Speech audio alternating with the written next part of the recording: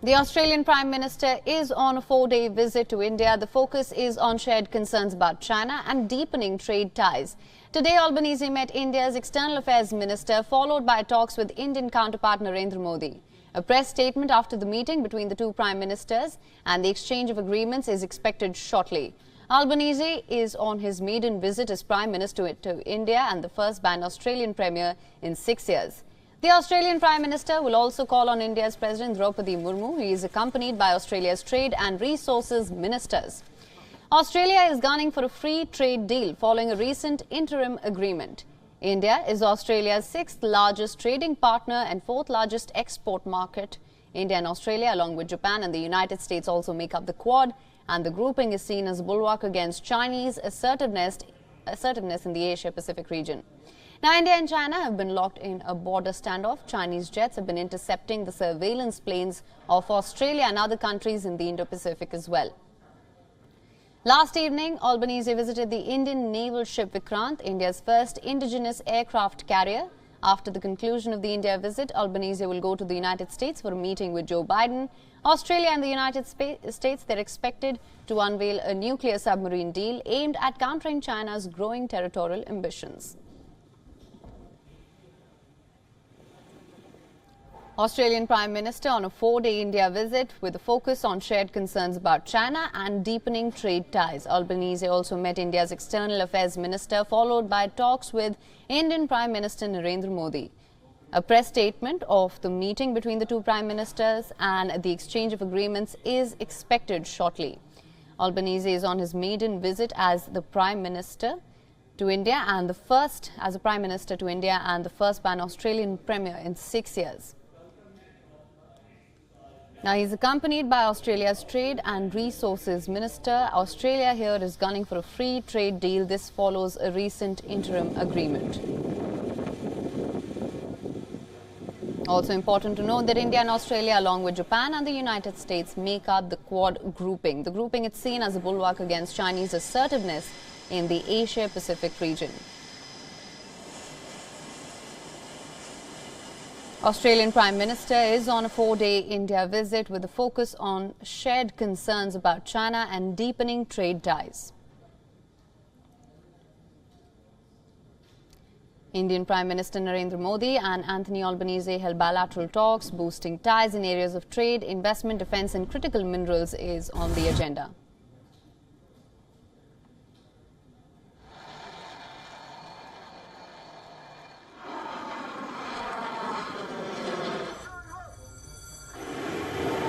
This is Prime Minister Anthony Albanese's first visit to India as the Prime Minister, first Pan-Australian Premier in 6 years. The Australian Prime Minister will also call on India's President. Now, he's accompanied by Australia's Trade and Resources Ministers. The aim here is a free trade deal with India following a recent interim agreement. India is Australia's 6th largest trading partner, 4th largest export market.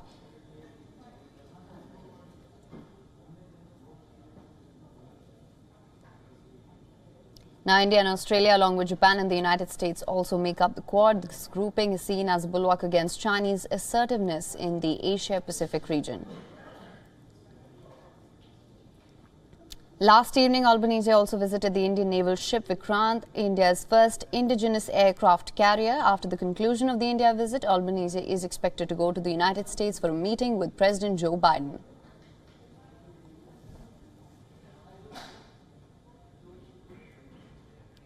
For more on this, we're now being joined by Principal Diplomatic Correspondent Siddhant Sibal. Siddhant, thank you so much for joining us. What can you tell us of the meeting between Indian Prime Minister Narendra Modi and Australian Prime Minister Anthony Albanese?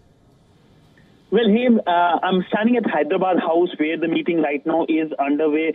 In a short while from now, we will see the press statements by both the leaders, but essentially a number of pacts are expected to be signed and a message expected to be sent to the countries in the Indo-Pacific when it comes to making sure that it remains free and open. That is a message to China, which has been a very aggressive country, not only with India when it comes to its northern borders, but with Australia as well. But both countries, India and Australia, have been keen to engage on several sectors, from education to focusing on how they can work in the Indian Ocean region. When it comes to education, we saw the announcement by the Australian Prime Minister that Australian University will open campus in Gujarat's Gift City. That essentially is an important moment given that many Indian students prefer to go to Australia for education, and that, of course, eases the distance because these degrees will be valid in Australia as well.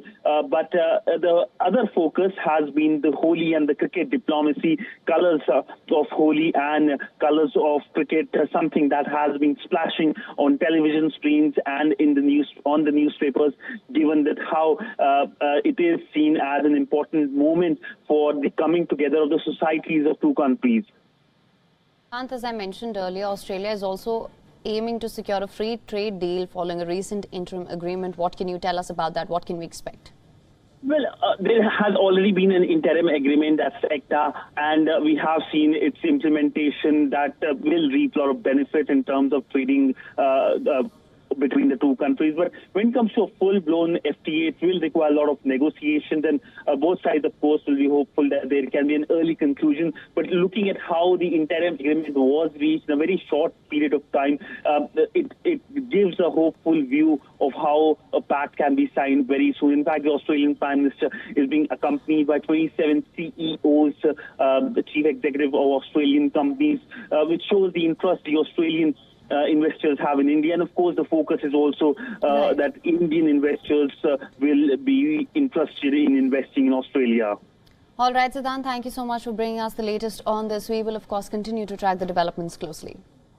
WION is now available in your country. Download the app now. Get all the news on the move.